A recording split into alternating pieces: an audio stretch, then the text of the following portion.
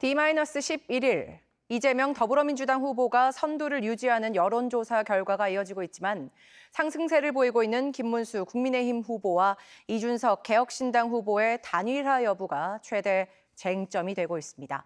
대선 투표용지 인쇄가 시작되는 25일까지는 이제 이틀 남았고 사전투표는 29일부터입니다. 황상현 기자가 배종찬 인사이트K 소장과 관련 소식 분석해드립니다.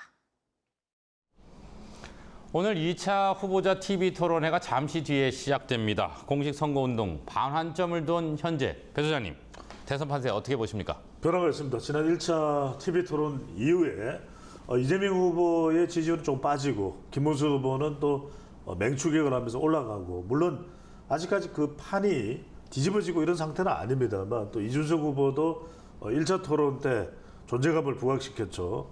그래서 판세의 변화는 있다. 자, 예상대로 선거 막바지 최대 쟁점은 김문수, 이준석 단일화인데요. 먼저 이 후보는 끝까지 완주하겠다는 뜻을 분명히 했어요. 말 그대로 받아들이면 됩니까? 말만 놓고 보면은 단일화가 매우 어려운 것이죠. 하지만 이제 정치라는 것은 생물, 또 선거는 미생물 아니겠습니까? 그만큼 어떤 변화가 있을지 모르는 거죠. 이준석 후보도 역시 보수 후보란 말이거든요. 보수 성격의 후보죠. 그렇다면 결국 선거가 끝났을 때 단일화를 하지 못해서 오는 그 패배의 책임, 그걸 송두리째 이준석 후보가 다 짊어져야 되는 상황도 벌어질 수 있거든요. 그렇다면 참 어려워 보이는 단일화지만 끝까지 단일화의 가능성은 열려 있는 것으로 보입니다.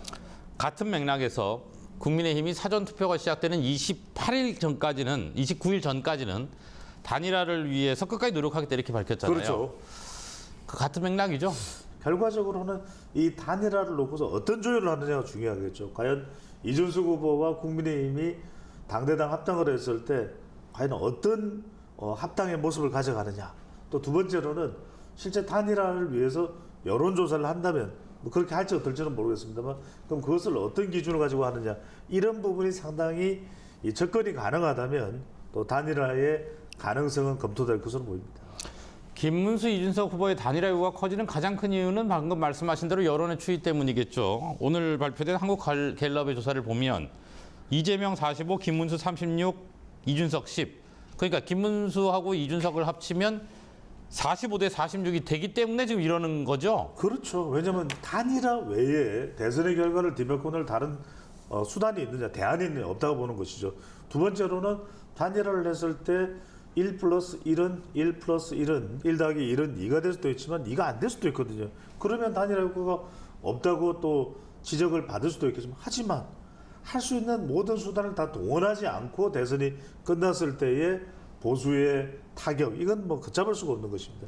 그렇다면은 절박한 것은 국민의힘의 김문수 후보 쪽일 수밖에 없기 때문에 얼마나 이준석 후보의 마음을 돌려놓느냐, 여기에 아마 전력이 다 동원될 겁니다. 자, 이런 가운데 TK가 최대 승부처가 될 것이라는 전망도 나오죠. 지금 민주당은 TK에서 30% 이상 득표를 목표로 하고 있고 분위기도 좋다고 보고 있고, 국민의힘은 선거 막판에 결국은 돌아올 거다 이렇게 보던데 어떻게 보세요? 결론을 먼저 말씀드리면 돌아올 가능성이 크죠.